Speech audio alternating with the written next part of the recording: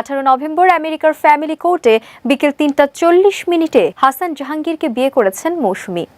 ভালোবাসা অপেক্ষাই করে সব সময়, আর সেই ভালোবাসা সময়ের সাথে সাথে প্রকাশ পায়। কথায় আছে জোর যার মুলুক তার, ঠিক তেমনই হয়েছে এই অভিনেত্রী মৌসুমীর সাথে। সাম্প্রতিক সময় দেখা যাচ্ছে একদিকে আগামী ত্রয়োদশ জাতীয় সংসদ নির্বাচনের আমেজ তৈরি হয়েছে দেশের বিভিন্ন অঞ্চলে, আর অন্যদিকে সিনেমা পাড়ায় নেমেছে শোকের মাতন।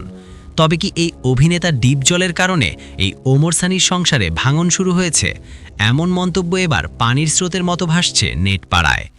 অভিনেত্রী মৌসুমীর একটি ভুলের কারণে আজ পাগলের মতো হয়েছে ঢাকাই নায়ক ওমর সানি। ওমর সানি ও ঢাকাই সিনেমার নায়িকা মৌসুমীকে ঘিরে নেট পাড়ায় তোলপাড়। আবারও বিয়ে করেছেন অভিনেত্রী মৌসুমী।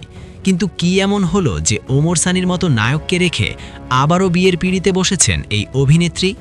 তাদের দুজনের বিচ্ছেদ নিয়ে আনুষ্ঠানিকভাবে না বললেও মৌসুমীর গোপন কথা কিন্তু থেমে থাকেনি। বিয়ে করার পরে 42 বছর সংসার করার পরে আমি নারীদের উদ্দেশ্যে কথাগুলি বলবো।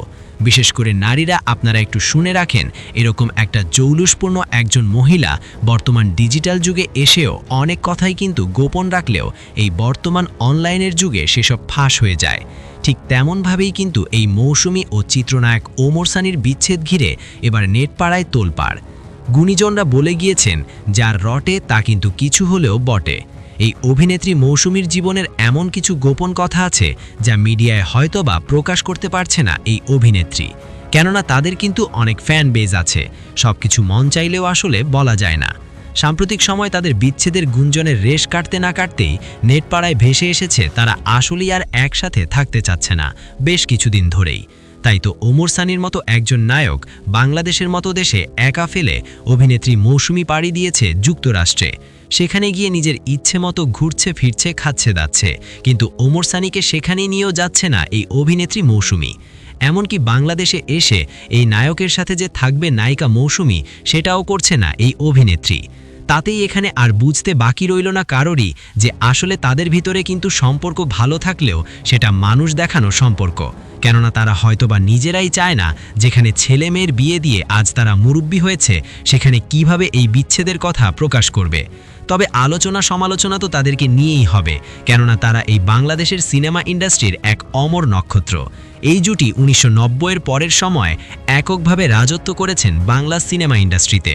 কিন্তু তাদের মাঝে কি এমন হলো যে তারা একে অপরের সাথে আর থাকছে না, একে অপরের মুখও আর দেখতে চায় না, এমনটি মনে করেন সিনেমাপ্রেমী ভক্তরা।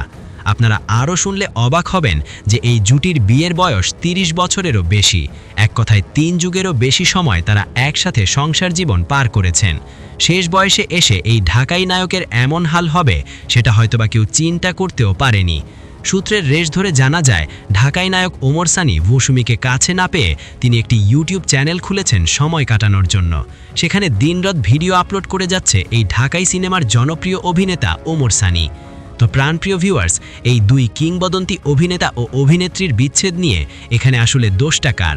এই বিষয়ে আপনাদের মূল্যবান মতামত সাহসের সাথে কমেন্ট করে জানিয়ে দিতে পারেন আমাদেরকে। আমরা সেই কমেন্টের রিপ্লাই দেওয়ার যথাযথ চেষ্টা করব। আবারও দেখা হবে নতুন কোনো ভিডিওতে। ততক্ষণ ভালো থাকবেন, সুস্থ থাকবেন। আল্লাহ হাফেজ।